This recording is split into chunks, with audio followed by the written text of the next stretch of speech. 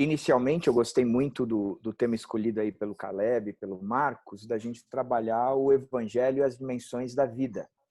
E a gente vai atender em várias áreas, porque a gente vai ver hoje a importância do Evangelho e quanto o Evangelho ele invade, quanto o pecado invadiu a nossa vida de forma integral e mexeu com o físico, mente, os relacionamentos, enfim. O Evangelho é a solução para tudo isso. Então, o meu tema de hoje é o Evangelho e o impacto do Evangelho no homem. A primeira pergunta que eu quero começar nessa noite é se você entende o que é o Evangelho. Ou se na sua cabeça, quando a gente fala do Evangelho, muitos têm talvez os livros de Mateus, Marcos, Lucas e João, que são os Evangelhos, né? Escrito por alguns discípulos de Jesus imediatos, com exceção de Lucas, mas o Evangelho é mais do que isso. Eu queria ler um texto de Atos 4:33, que diz o seguinte: com grande poder, os apóstolos continuavam a testemunhar da ressurreição do Senhor Jesus e grandiosa graça estava sobre todos eles. Com grande poder, os apóstolos continuavam a testemunhar da ressurreição do Senhor Jesus e grandiosa graça estava sobre eles. O Evangelho, primeiramente, ele apresenta a solução mais profunda de todos os problemas humanos, que é, sem dúvida nenhuma, o problema do homem com o seu Criador, da criatura com o Criador, do homem com Deus.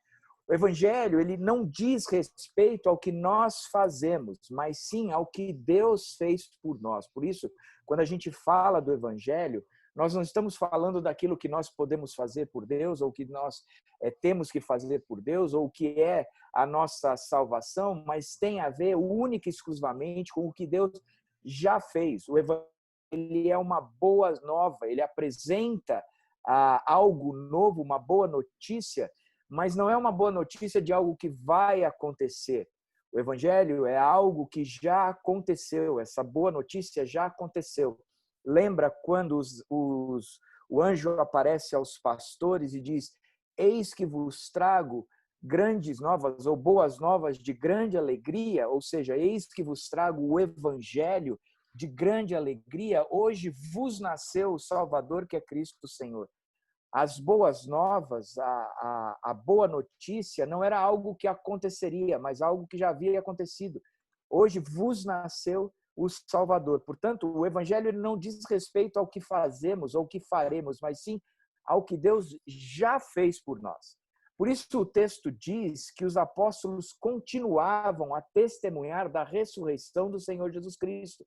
Eles continuavam a dar testemunho, a falar de algo que fora feito por Deus e adquirido por eles, a ressurreição.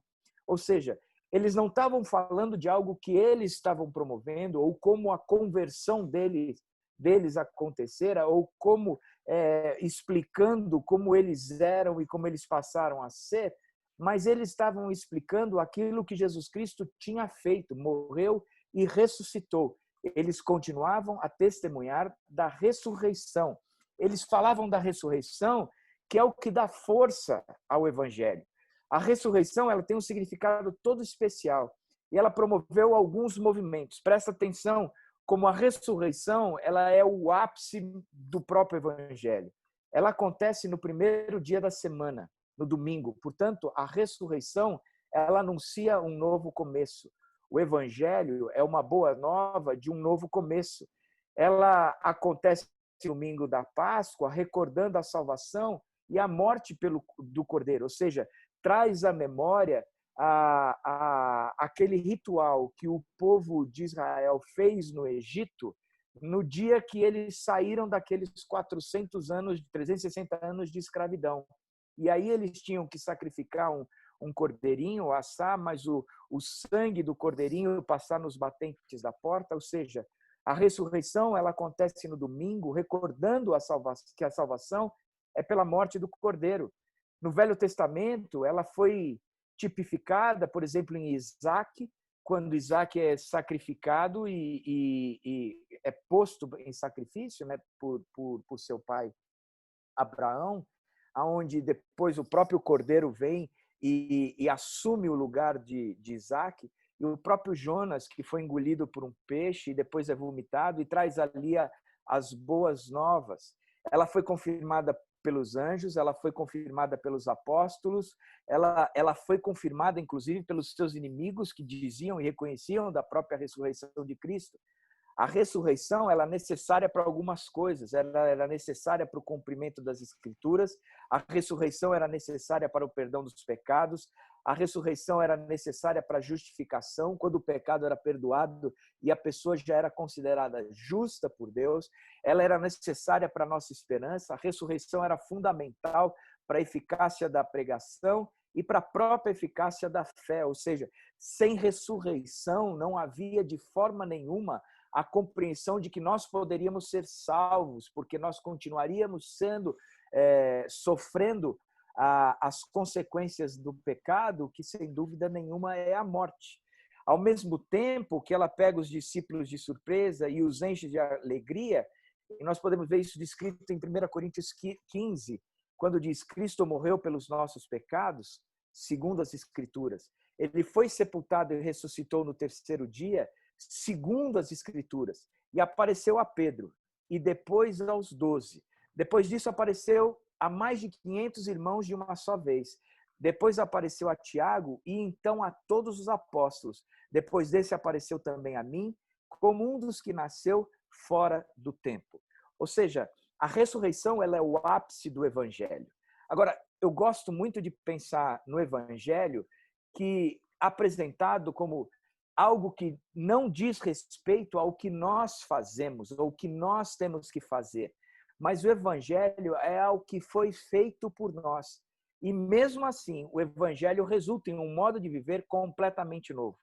Você percebe que aqueles homens, os discípulos de Cristo, eles continuavam a testemunhar a respeito da salvação, ou seja, eles foram tão impactados pela ressurreição, eles foram tão transformados pelo Evangelho, que a postura, a vida, a prática, o resumo da vida deles se tornou completamente novo. Agora, a mudança de vida, ela é consequência do Evangelho. E o Evangelho tem como seu ápice a salvação em Cristo Jesus, que vence o pecado e a condenação do pecado, que é a morte, ao ressuscitar no terceiro dia. Gosto muito do Tim Keller e essa mensagem toda que eu estou trazendo hoje é fundamentada nos ensinos do Tim Keller, porque ele traz o resumo do Evangelho de forma bem interessante e ele apresenta um resumo, e presta atenção, isso é um resumo, não quer dizer que é o Evangelho como um todo, mas ele vai apresentar só o resumo do Evangelho. E ele traz em capítulos, e cada capítulo tem uma narrativa e uma verdade por trás apresentada no Evangelho. No capítulo número 1, por exemplo, de onde viemos? A Bíblia responde essa pergunta que a todos nós incomoda tanto. De onde nós viemos? E a Bíblia e o Evangelho apresenta dizendo: Deus é único e é dele que nós viemos, mas é um Deus que é único, ele é exclusivo, um único Deus e se relaciona conosco. Por exemplo, quando você vai ver a tipificação da salvação na saída do povo hebreu do Egito, quando eles sacrificam aquele cordeirinho e passam o sangue nos beirais da porta, e Moisés sai com este povo do Egito, mostrando que eles estão sendo salvos, logo que ele também recebe os 10 mandamentos, ele se apresenta como um Deus exclusivo. Ele diz: eu sou o único Deus, somente a mim é que vocês vão adorar, vocês não vão criar outra imagem, outro ídolos para vocês, e vocês não vão levar o meu nome em vão. Ou seja, eu sou exclusivo, o único Deus, o Deus verdadeiro. Fui eu que os tirei com um braço poderoso daquela escravidão, fui eu quem trouxe salvação. É interessante como o Velho Testamento ele aponta o tempo todo para o Evangelho, que é a obra de Cristo para nós. É a obra de Cristo por nós. É o que Cristo fez e trouxe para nós. Portanto, essa primeira pergunta, de onde viemos? Nós viemos de Deus. Nós somos criação de Deus. Nós somos é fruto da soberania de Deus que resolve criar o mundo e colocar o ser humano, que é a sua expressão na terra, para ser e fazer e tornar da terra o seu templo, aonde nós, como criação de Deus, nós não, estamos num templo que é a própria terra, aonde não existe um ídolo, uma imagem. Nós somos a imagem do Deus. Nós somos a expressão desse Deus nessa terra. Nós somos aqueles que testificariam a existência de Deus, porque nós fomos criados por Ele, por esse único Deus, e com um propósito de espelhar a sua própria expressão aonde nós estamos na nossa terra. Agora, o capítulo número 2, ele trabalha uma segunda pergunta. Por que as coisas então deram tão erradas? Se viemos de Deus, e Deus é único, e Ele é o Criador de todas as coisas, e Ele se relaciona conosco, por que é que as coisas deram tão erradas? E a resposta de tudo isso é por causa do pecado. E o pecado nos escravizou, trazendo condenação. O pecado não é brincadeira, o pecado é coisa séria. O pecado é pegar esse Deus que é único e exclusivo e dizer, apesar do Senhor ser Deus, eu tiro o Senhor da jogada e eu me coloco no seu lugar. Olha que coisa interessante. Quando Adão e Eva eles comem do fruto, a conversa do diabo com Eva era, olha, você não pode comer deste fruto porque Deus sabe que no dia que você comer, você vai se tornar como Deus. Na queda, quando Adão e Eva comem do fruto e Deus chega junto deles e diz, escuta, o que é que aconteceu com vocês? Ele diz, nós comemos do fruto. E aí aquela conversa toda, a consumação, a conclusão do próprio Deus é, vocês se tornaram agora como nós, conhecedores do bem e do mal. Fato é que Deus nos criou à sua imagem e semelhança. Deus nos criou no mais alto grau que poderia existir para mim e para você, de expressão na criação. Nós somos a imagem e semelhança de Deus na criação. Nós fomos criados por Deus com essa, ou seja, Deus nos criou na criação no patamar mais alto, no lugar mais alto.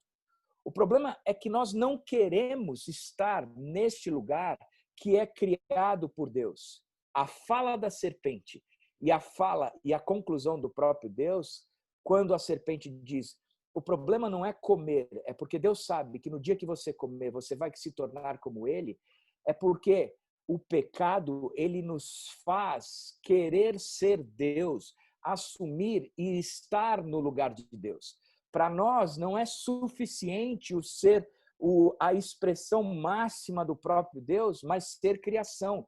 Para nós, o interessante é ocupar o lugar de Deus.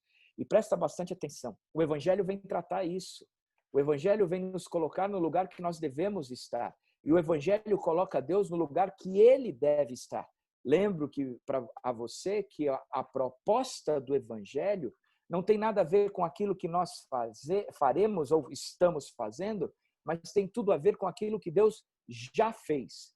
Portanto, o porquê as coisas deram tão erradas, porque nós resolvemos pecar e porque o pecado traz para nós uma escravidão e uma condenação. Deus deixou isso bem claro lá em Gênesis. Não coma, porque se você comer, você vai morrer. Não era uma maldição ou uma punição que Deus estava dando, mas era a constatação do fato. Não coma, não coma. Porque se você comer, aquele lugar onde eu te criei e te coloquei como a expressão máxima da criação, aquele que é o espelho daquilo que eu sou, é a minha imagem e a minha semelhança, perde o contato comigo, perde a capacidade de se relacionar comigo, o único Deus, porque assume o meu próprio lugar. Você vai me tirar da sua vida, você vai se tornar o seu próprio Deus, portanto, você vai morrer, porque só há vida em mim. Eu continuo sendo o autor de toda a criação, o único Deus. Por isso, a narrativa do Evangelho, ela começa no capítulo 1, dizendo de onde nós viemos. Nós viemos de Deus. Ele é o único Deus e Ele se relaciona conosco. Por que é que as coisas se deram tão erradas no capítulo 2? Por causa do pecado. E o pecado nos trouxe uma escravidão e uma condenação eterna. Nós nos tornamos escravos eternos do pecado e nós estamos, porque somos escravos do pecado, condenados à morte eterna. O capítulo 3, ele traz uma pergunta, ele diz: e o que é que restaurará todas as coisas? Cristo. Cristo é que restaurará todas as coisas. Se o pecado trouxe a morte, a encarnação e a substituição de Cristo na cruz significa que ele assume em si a condenação do pecado. Olha que coisa interessante. Deus, ele vem ao nosso encontro porque é impossível nós irmos ao encontro dele. Agora, Deus, ele vem ao nosso encontro, ele se encarna, ele torna-se homem. E Jesus Cristo, ele não é um profeta ou um espírito de luz, mas é o Cristo encarnado, é o próprio Deus, é o Deus Filho habitando entre nós. Ele sai da glória e ele vem ao nosso encontro com um propósito claro de substituir na cruz a nossa morte. Por isso, Cristo vai à cruz. J.I. Packer diz que a morte da morte, ela é revelada na morte de Cristo na cruz. A morte morre quando Cristo morre na cruz, porque ele nos substitui. Agora, a ressurreição de Cristo é quando Cristo vence a morte. Se a morte era a condenação do pecado, Cristo encarna, nos substitui na cruz e ele vence a morte ao terceiro dia quando sai daquela sepultura. Por isso, o que é que restaurará todas as coisas? Cristo. É Cristo que vai restaurar. Agora, o capítulo 4 ainda traz uma quarta questão. Entendi que Cristo fez tudo isso, mas como eu posso ser restaurado? Como é que essa encarnação, essa substituição, essa ressurreição, ela se aplica a mim? E a Bíblia nos ensina, nas verdades do Evangelho, que é pela graça, por meio da fé. A graça é essa condição que Deus nos dá, sendo nós não merecedores. Eu quero aqui usar uma ilustração que eu sempre uso a respeito da graça, né? E eu gosto disso, e talvez você tenha ouvido, mas eu acho sempre importante a gente recordar. A graça, ela precisa ser explicada em três condições, em três ações, em três movimentos que existem na Bíblia. A justiça, a misericórdia e a graça. A justiça é receber em mim o que eu preciso receber. Portanto, se o pecado ele traz um preço que é a morte, não coma, porque se você comer você vai morrer. É justo que o pecado traga para mim a morte. É justo que eu morra por causa do pecado. Então, a justiça se aplica com a morte porque havia uma lei, havia uma condição. Não coma, porque se você comer, você vai morrer.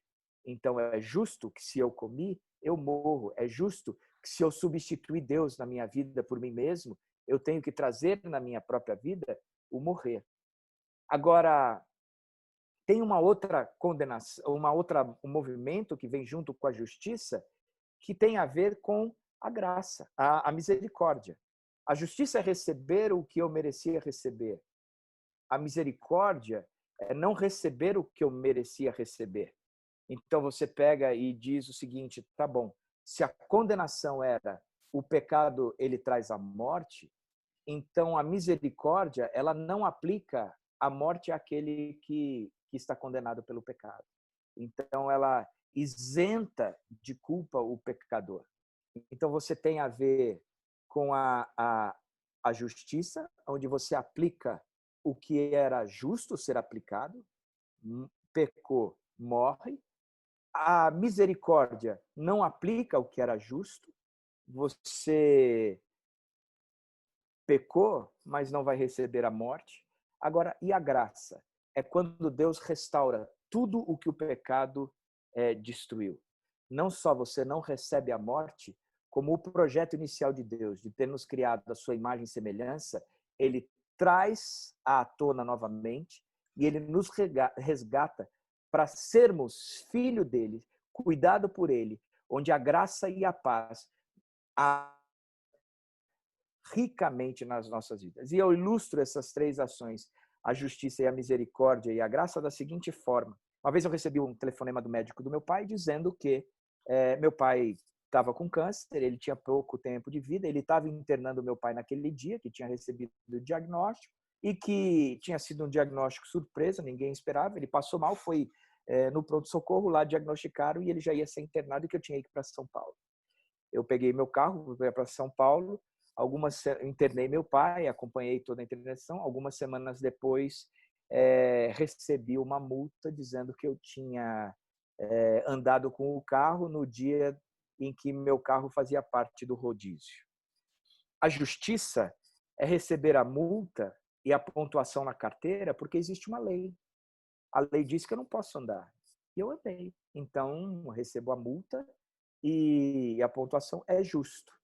Entretanto, eu pedi ao Detran misericórdia. Eu falei assim, Detran, naquele dia eu tive que internar meu pai, o médico falou tal coisa, está aqui a comprovação da internação dele, e eu gostaria de não receber nem a multa, nem a pontuação. E o Detran ele foi misericordioso. Ele não aplicou sobre mim aquilo que era justo ser aplicado. Agora, ele poderia ter sido gracioso. Ele poderia, junto com a carta que ele mandou dizendo que ia ser misericordioso e que não aplicaria a multa, um cheque de R$100 dizendo, segue aí esse cheque para cobrir a tua gasolina e o teu estacionamento nessa internação do seu pai. Eu estaria recebendo algo que eu não sou merecedor de receber, que eu não deveria receber. E isso é a graça. A justiça é receber algo, é não receber o que eu merecia. E a misericórdia é não receber o que eu merecia. Então, a justiça aplica o que eu mereço. A misericórdia não aplica o que eu mereço. E a graça, ela me dá o que eu não mereço. Então, é pela graça. Agora, por meio da fé. A fé é fundamental, porque a fé não é uma crença somente.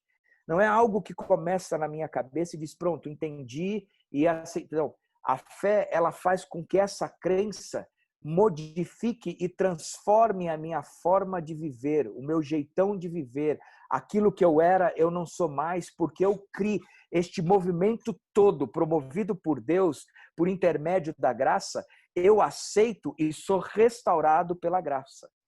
Agora, quero pensar com vocês, em dois inimigos do evangelho.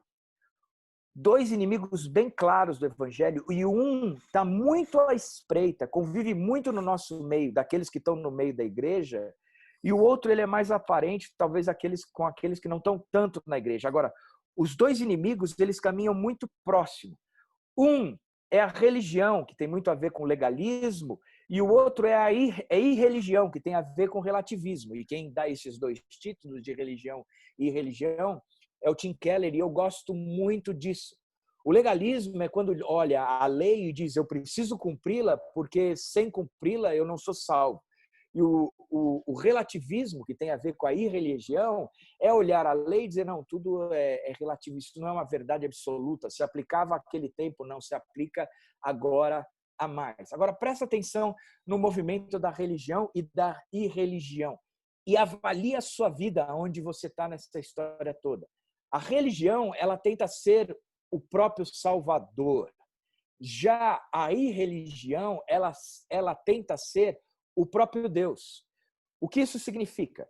Significa que quando a gente pergunta para a pessoa por que é que você deveria passar a sua eternidade com Deus e não distante dele, a maior parte das pessoas diz o seguinte, olha, entre os erros e os acertos, eu acertei mais do que errei, portanto, eu mereço estar no céu de Deus, passar a eternidade de Deus, porque eu acertei mais do que errei. Isso é tornar-se o próprio Salvador. É fazer de você aquele que tem o mérito de dizer fui salvo porque eu fiz algo. Ou mesmo eu dizer eu estou aí estabelecendo as minhas leis e o que é certo e o errado, quem define sou eu e não preciso de um Salvador para definir o que é certo e o errado. Quando eu trabalho nessa condição, o ser o próprio Salvador, ele tem muito a ver com o legalismo, com ser religião. O ser o próprio Deus tem muito a ver com a irreligião. eu não preciso de Deus. Eu não tenho esse papo de ser salvo ou não. Eu tenho a garantia ou não de uma vida eterna, ou essa vida acaba aqui mesmo. Na religião, traz-se uma outra marca. Ela arrepende-se dos pecados, mas a justiça é própria. Eu errei para com Deus, eu tenho padrões de vidas que não são bons, saudáveis, mas o fato é que eu faço por merecer a minha religião. Entre os erros e os acertos, eu acertei mais do que eu errei. Na irreligião, a definição ela é mais clara, porque simplesmente eu não me arrependo dos meus pecados. Não é isso que vai me considerar uma pessoa justa ou não. Não tem a ver com um código de ética estabelecido por uma religião ou por uma Bíblia, um código moral estabelecido por uma religião. Isso tem a ver com aquele povo naquela época, não tem mais a ver com a gente hoje em dia. E traz-se esse conceito, então. Eu não preciso me arrepender. O conceito em relação a Deus também muda, porque eu posso considerar Deus o meu ajudador, o meu mestre, o meu exemplo, mas não é Ele que promoveu a minha salvação. A minha salvação é minha, ela é responsabilidade minha. Sou eu quem faço por merecer. Para aquele que vive na irreligião, pode considerar Deus o Criador soberano ou não. Talvez Deus exista, mas talvez ele não exista. O fato de Deus existir ou não, tanto faz. Ela não é relevante. O conceito é o viver o aqui, o agora, e tentar alcançar a alegria, o ser feliz a qualquer custo, independente de um código ético, de um código moral, do que os outros pensam, ou se existe um Deus ou não. Isso, para mim, não interfere. Agora, existe também uma outra característica, porque já que eu vivo na meritocracia, eu me relaciono com Deus por interesse. Na irreligião, não há preocupação em relacionar-se com Deus.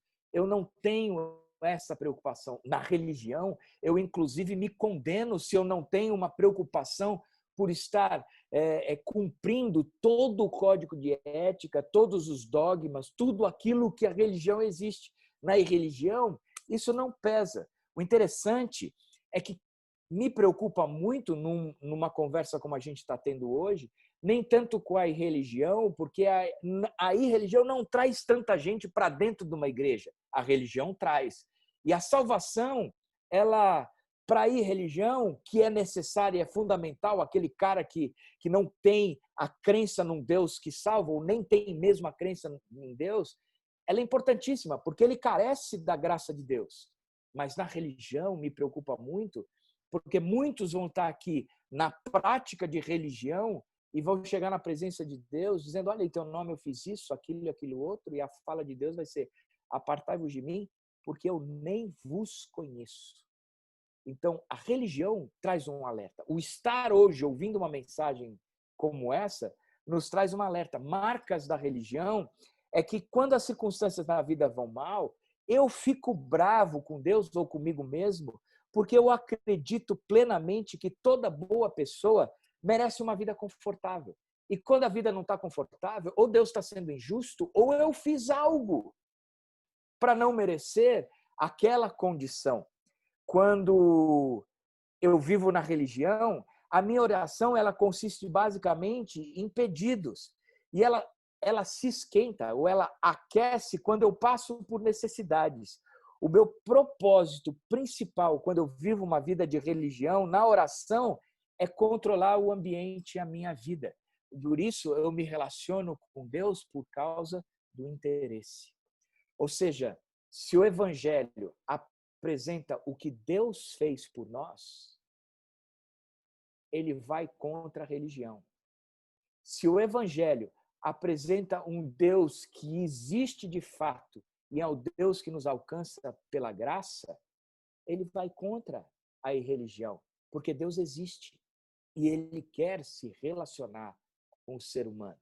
Mas ele se relaciona com o ser humano não porque o homem fez algo por merecer, mas foi ele quem desceu da glória e Ele quem veio ao nosso encontro, porque não há nada que eu e você possamos fazer que nos leve ao encontro dele. Portanto, a graça me faz entender que eu fui aceito pelo Pai porque Ele quis. Eu estou recebendo algo que eu não merecia, porque Ele quis. Porque Ele quis. Queria agora olhar para um texto bíblico e entender necessariamente o que o Evangelho é. Presta atenção ao texto de Tito 2, do verso 11 ao verso 13.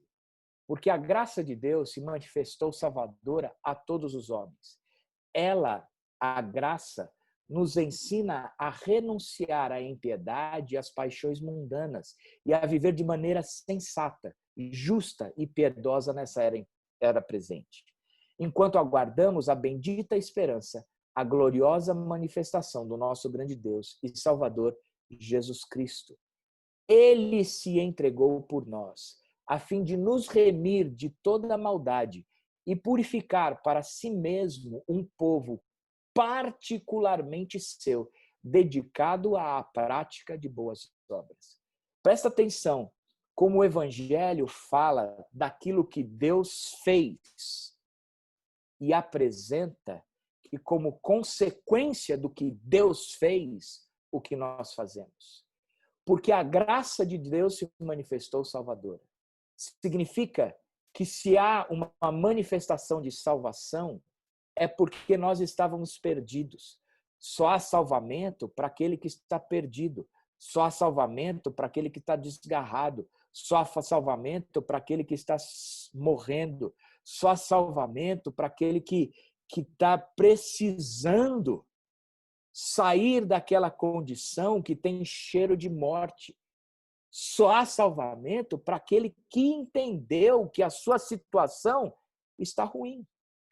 O Evangelho, ele diz respeito ao que Jesus fez por nós, ao que foi feito por nós, porque a graça de Deus se manifesta salvadora a todos os homens. A graça de Deus, ela se apresenta a todo e qualquer homem. Ela se manifesta tanto a mim como a qualquer um outro. Pode ser ao maníaco do parque, como pode ser ao testa, pode ser ao maníaco do parque, como pode ser a mim. Ela é manifesta a todos, ou seja, a graça ela veio ao mundo. Ela é manifesta a todo ser humano. A graça é esse desejo de Deus de querer se relacionar conosco, porque nós estávamos condenados. Ele suspendeu a condenação e ainda assim deseja que a gente volte à presença dele. Deseja que a gente restaure aquele relacionamento que existia lá em Gênesis, do pai se relacionando com o filho, do criador se relacionando com a criação, de que a vida seja experimentada no filho, porque o pai nutre o filho com essa vida. E é interessante que a graça ela se manifesta salvadora, ela nos salva. Mas ela continua dizendo que ela faz mais coisa. A graça ela nos ensina a renunciar à impiedade e às paixões mundanas. A graça é que nos faz olhar para Deus, nos sentir amado e por causa de todo esse movimento de Deus, por causa de todo esse cuidado de Deus, por causa de todo essa descida de Deus, se tornando o homem, assumindo a cruz, morrendo naquela cruz e ressuscitando ao terceiro dia, é que me faz renunciar. Eu não renuncio porque eu quero. Eu não renuncio porque eu acho a história interessante. Eu renuncio por causa da graça. Eu renuncio porque Deus fez algo que me comoveu. Eu renuncio por causa do amor de Deus para a minha vida. Eu não renuncio porque eu sou merecedor. Eu não renuncio porque eu me esforço. Eu renuncio porque a graça me ensina a renunciar. E ela não só me ensina a renunciar à impiedade e às paixões mundanas, como ela me ensina a viver de forma diferente, a viver de forma sensata, justa e piedosa nessa era presente, enquanto aguardamos a bendita esperança, a gloriosa manifestação do nosso grande Deus e Salvador Jesus Cristo. Gosto de entender que ela nos alcança hoje. Não é algo que vai nos alcançar no futuro. A graça, ela é fundamentada em cima daquilo que Cristo fez e transforma o hoje da gente. Não é algo que é fundamentado em cima daquilo que Cristo fez que transformará o nosso futuro. Já está nos transformando. De que jeito? Está nos fazendo renunciar à impiedade e às paixões mundanas. Está nos fazendo tornar a imagem e semelhança de Deus novamente na nossa vida. Que aquilo que nós éramos, a semelhança, o espelho de Deus para este mundo, nós continuaremos sendo. Significa que o mundo continua sendo o templo. E este templo não tem um ídolo, mas tem pessoas que espelham o Deus Criador. O ídolo somos nós que espelhamos o Deus Criador. Portanto, o Evangelho prega essa graça que nos transforma de forma tão grande que nos faz renunciar e nos ensina a viver. Ele nos faz renunciar e nos ensina a viver hoje, na expectativa futura da manifestação do nosso grande Deus e Salvador, Jesus Cristo. Ele se entregou por nós. Foi Ele quem fez. Não sou eu quem faço. Ele é quem fez. Ele se entregou por nós, a fim de nos redimir de toda maldade e purificar para si mesmo um povo particularmente seu. E agora presta atenção nessa afirmação final. Dedicado à prática de boas obras. Efésios 2, e segunda-feira a gente começa, no domingo a gente começa uma nova classe no Crescer, que trabalha no conceito do que é Efésios, do livro de Efésios, dos ensinamentos de Efésios. Efésios 2 diz que pela graça nós somos salvos mediante a fé, por intermédio de Cristo, não por obras para que ninguém se glorie. Porque somos feitura de Deus, criação de Deus em Cristo Jesus, para a prática das boas obras. Somos salvos pela graça, por intermédio da fé, para a prática das boas obras. Presta atenção, ele se entregou por nós a fim de remir de toda a maldade e purificar para si mesmo um povo particularmente seu, e este povo tem a marca de ser dedicado à prática das boas obras. Em Efésios 2, nós somos salvos pela graça, pela fé, para a prática das boas obras. A graça nos alcança. Foi Cristo quem fez toda a nossa salvação. A resposta de tudo isso é que nós nos dedicamos a uma vida transformada.